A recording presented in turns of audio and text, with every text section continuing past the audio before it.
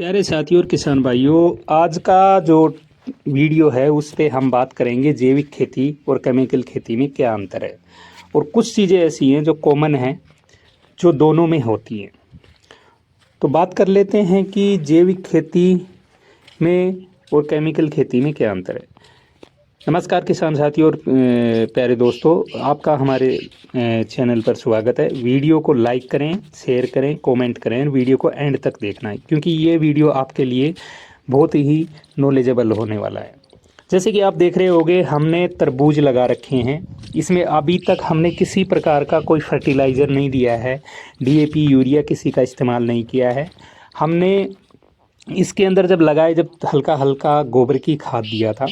आप देख रहे होंगे कि हमने ड्रिप सिस्टम लगा रखा है। अगर आप जैविक खेती करते हैं तब भी ड्रिप सिस्टम लगेगा, ऑर्गेनिक खेती केमिकल वाली खेती करते हैं जब भी और ड्रिप सिस्टम इस्तेमाल कर सकते हैं।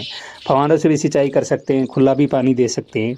और हमने इसके अंदर ड्रिप सिस्टम इसलिए लगाया है, गर्मियों का टाइम है, पानी की बचत हो सके और पौधों को आवश्यकता अनुसार पानी दिया जा सके, कंट्रोल किया जा सके। जैविक खेती में अगर आप पानी की नमी रखते हैं तो जो आपका जीवाश्म है, जो आपके खेत में जीवाणु हैं, वो जिंदा रहेंगे और उनके पास में जितना खाद रहेगा वो उनको ऑब्जर्व करेंगे, केंचुए ज़्यादा से ज़्यादा बनेंगे। देख रहे हैं कि हमने चारों तरफ जाल लगा दिया है। अगर आप भी इसको निश्चित करनी पड़ेगी।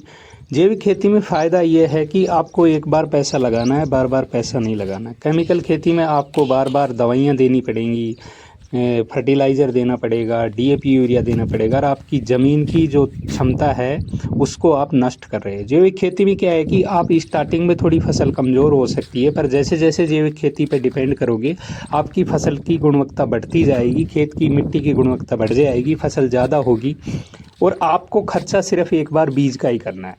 अब बात करते हैं कि आपको केमिकल खेती में ज़्यादा रोग क्यों आते हैं। क्योंकि केमिकल खेती में जो आपको केमिकल डालते हैं या यूरिया डीएपी डालते हैं तो आपके खेत में कुछ जीवाणु ऐसे होते हैं, कुछ जो कि फसल की सुरक्षा भी करते हैं, वो आप मार देते हैं। तो जो मार देते हैं तो जो बाकी के जीवाणु बचते हैं जो आपकी फसल के लिए हानिकारक है, वो आपकी फसल पे अटैक करते हैं। तो उसके लिए आपको डिपेंड हो जाना पड़ता है कि बिना दवा के आप खेती नहीं कर सकते। जैविक खेती में ऐसा नहीं है कि आपने एक बार जो जीवाणु पैदा किए हैं उसमें सभी प्रकार के जीवाणु होते हैं।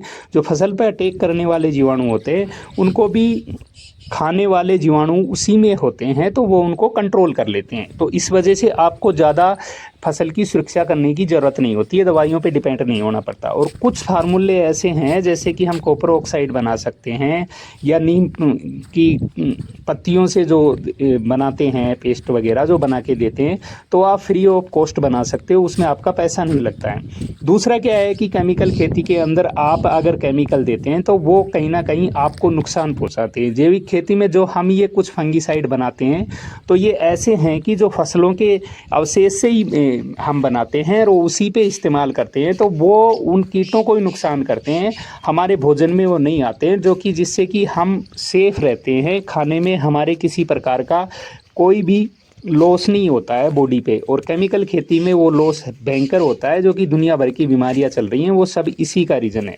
तो एक ना एक दिन आपको जैविक खेती पे आना पड़ेगा किसान साथियों, और आपको अपनाना पड़ेगा, क्योंकि आपकी जो ज़मीन है, जो भूमि माँ है, उसको आप बंजर बना रहे हो। तो जैविक खेती आप कीजिए और इस्तेमाल करिए। जो हमारे जो वीडियो आते हैं उनको देख करके कीजिए। अभी तक हमने किसी प्रकार का कुछ नहीं इस्तेमाल किया है। अभी हम जो देंगे इनके अंदर खाद वगैरह बना के देंगे, वो आपके पास में अपडेट आता रहेगा और आप देख करके कर सकते हैं। दूसरा फ़ायदा ये है कि जैविक खेती में मैंने पहली बार बताया, आपको पहले भी बताया है कि खर्चा नहीं लगता है। और केमिकल खेती में अगर आपका उत्पादन बढ़ भी जाता है तो आप जो बढ़ा हुआ उत्पादन है वो दुकानदारों को दे देते हैं, या तो फर्टिलाइज़र के रूप में दे देते हैं या दवाइयों के रूप में देते हैं। तो बराबर आता है, बात वही आती है। मेहनत आप उतनी ही करते हैं और आपको बेनिफिट कम होता है, क्योंकि आपकी जो बेनिफिट वाली कमाई है वो किसी और की जेब में चली जाती है। तो ऐसी खेती करने से क्या फ़ायदा कि आप मेहनत दिन रात करें और जो कमाई है एक्स्ट्रा, वो एक्स्ट्रा उत्पादन के लिए वो